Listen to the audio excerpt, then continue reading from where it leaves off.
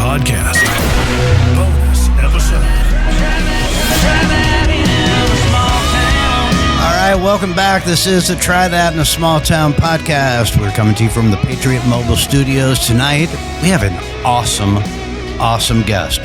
We are thrilled that Nick Bostic is with us. He's coming to us from Lafayette, Indiana. Yes. Yeah. Nick, appreciate you being here, man. Thanks, buddy.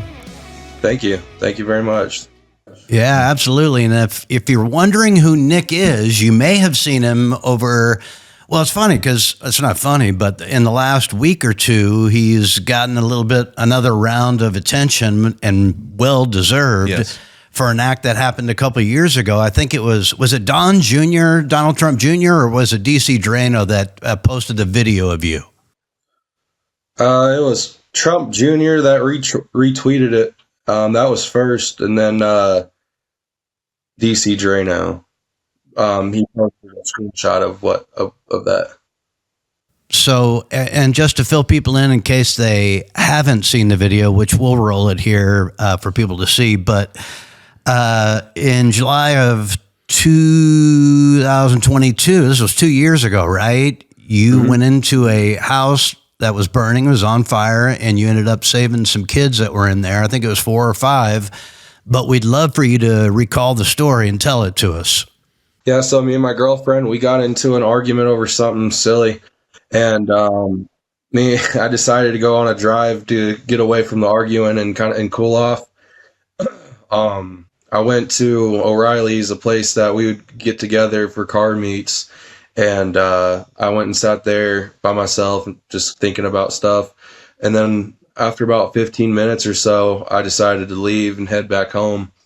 That's when I seen the house fire on my left. It just looked like a little campfire at first. And then when I looked away, it kind of clicked in my mind that it was weird to be out in that part of town that late. So I looked back and I realized it was a fire that was unmanned, or nobody was there, So I slammed on the brakes and I swung the car around.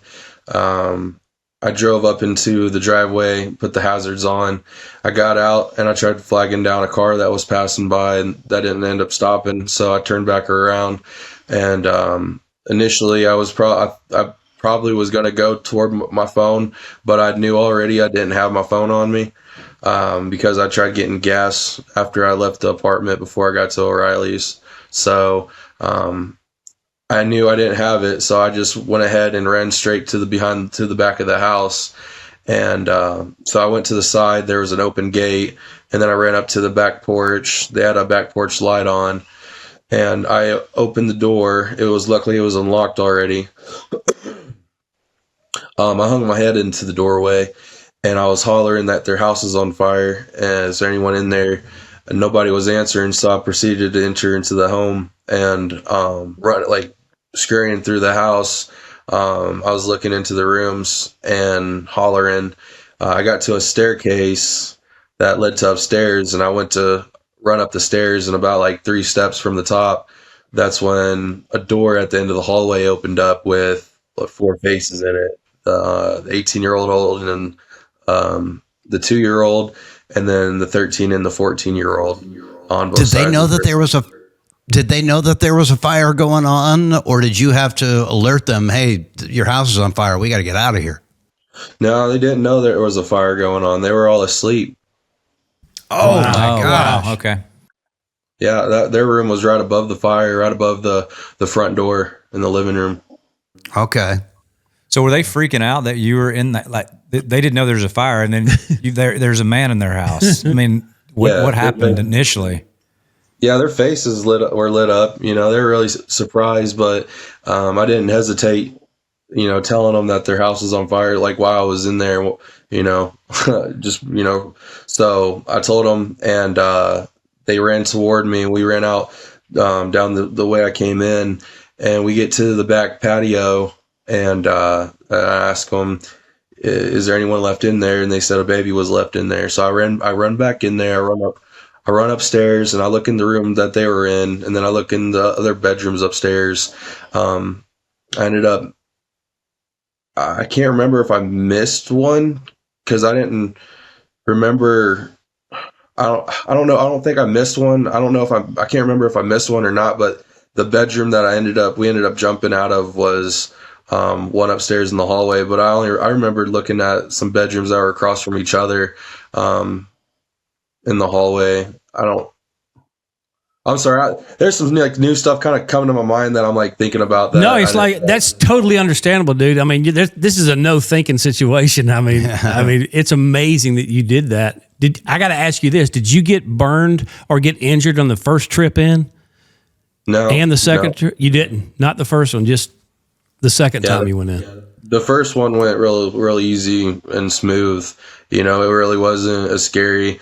The fire was still out on the outside of the house and was still like, you know, it wasn't like what you all seen in the body cam.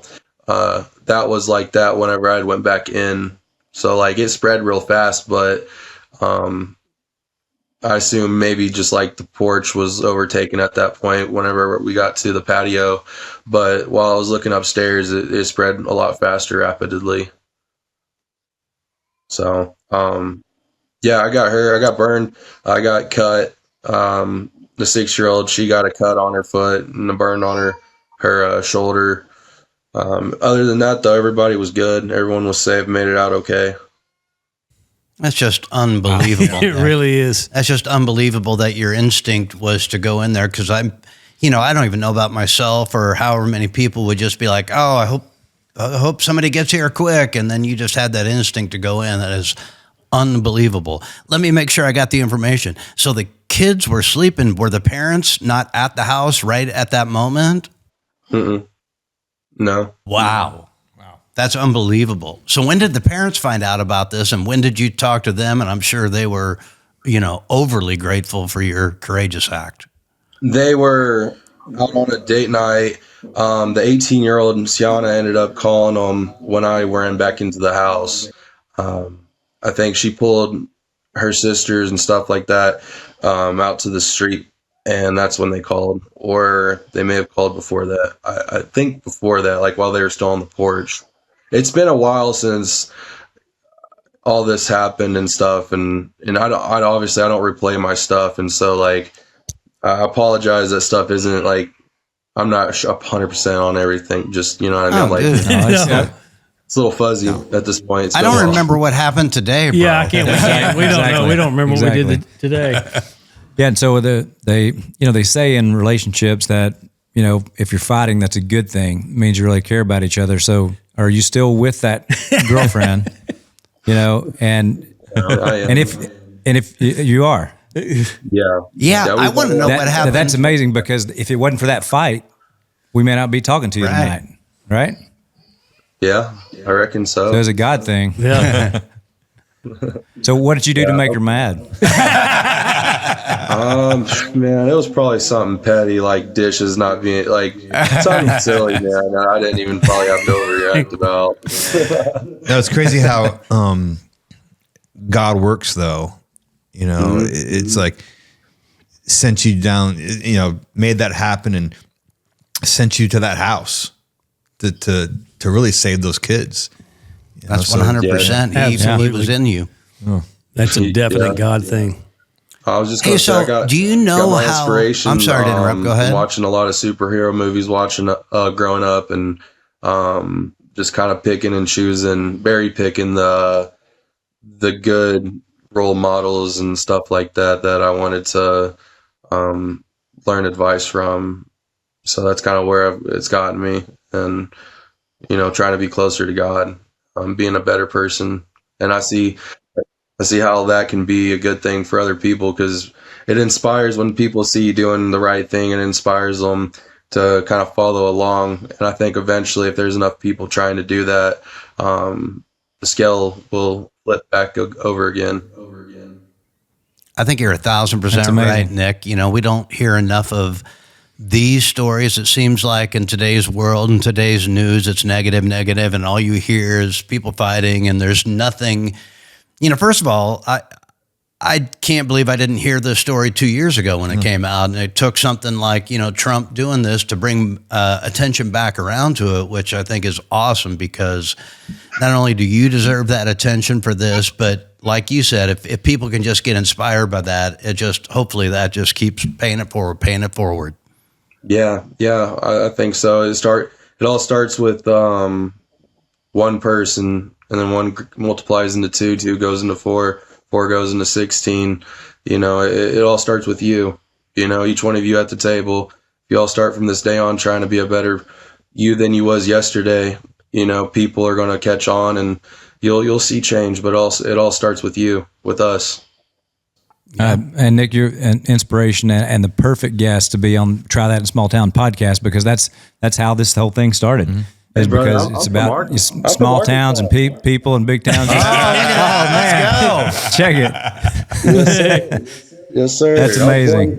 So I got a lot of Southern hospitality in me, and talking to you guys, a little bit of my twang came out a little bit. I'm trying not to let it overflow or whatever, because trust me, you can't let that overflow too much.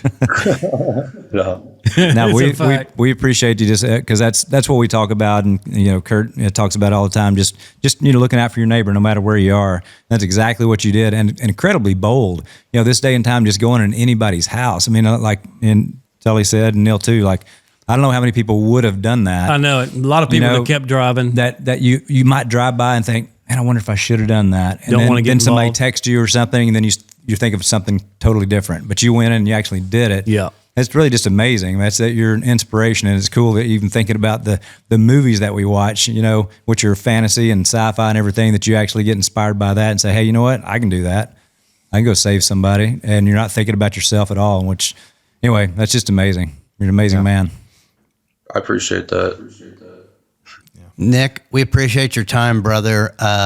We're so thankful for you. And to reiterate what Kalo said, this show and this podcast has started from, man, we just want to do a little bit of the right thing. Look out for your neighbor. Do something good for somebody. And you are the perfect example of that. And we're honored to have you on, brother.